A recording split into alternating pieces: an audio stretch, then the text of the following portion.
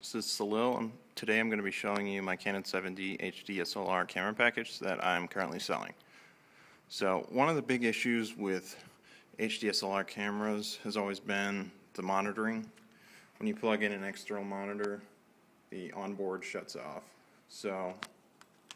But when you unplug your external, then you have your onboard back.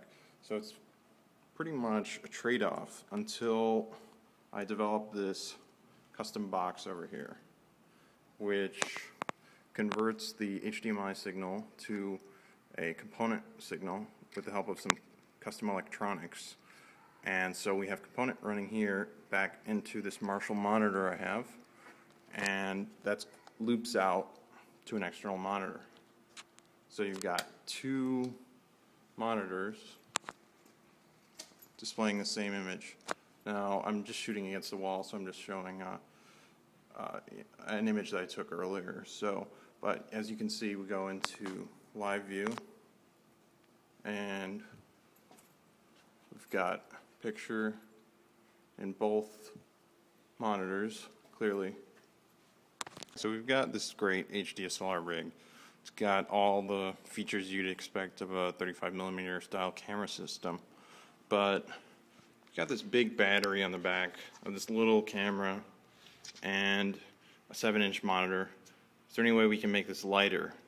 Because right now this camera is extremely front heavy. That's a big problem with a lot of cameras, a lot of HDSLR cameras.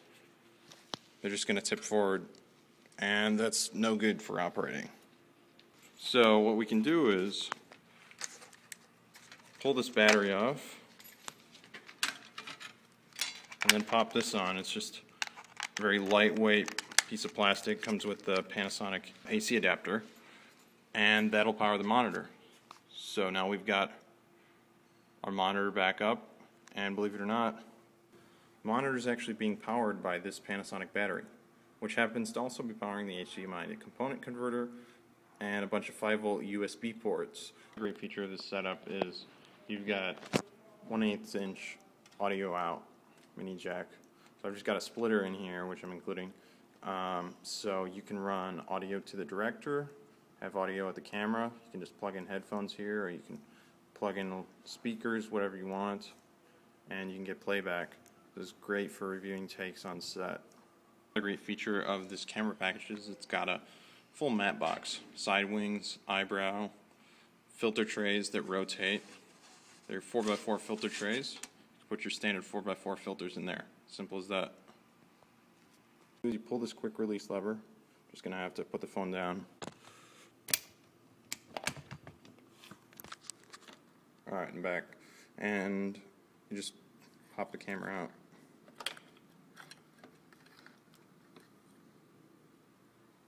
And you're ready to shoot guerrilla style.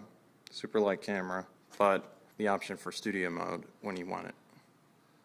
The HDSLR cameras is company didn't think about putting the battery compartment in a convenient spot, so on a lot of rigs when you're shooting video it's really difficult to remove the battery. In this rig though, it's as simple as that. Next thing I'm going to talk about today are the lenses.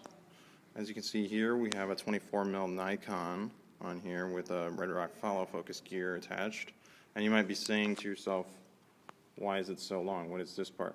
Well, this is a 0.66 wide-angle conversion lens from Raynox, and it gives you an equivalent field of view of about 18mm when you put it on this 24. Depending on the spacing, using these threads here, I actually took some UV filters and pop the glass out so you can adjust the spacing between the adapter and the actual lens. So that'll adjust your field of view. The closer you are to the lens, the narrower your field of view. The further away you are with the adapter, the wider your field of view, but if you get too far, obviously, then you'll start to get some vignetting.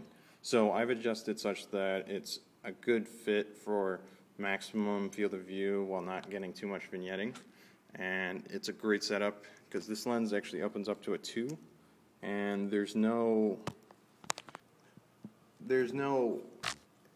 economical solution to getting a super wide angle fast lens until now, and this is the solution I found that works best, unless you go out and spend several $1,000s on some red pro primes. But this whole camera package is going for about as much as one of those lenses, so it's probably one of the best options that you can get at this price point.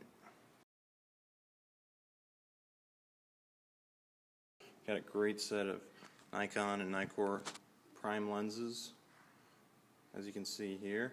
We've also got our filtration, full set of filters, and also you've got your filter tags in here. Got everything you need. Got a Nikon EF mount adapter. Also got a spare here, just in case that one gets lost or broken on location.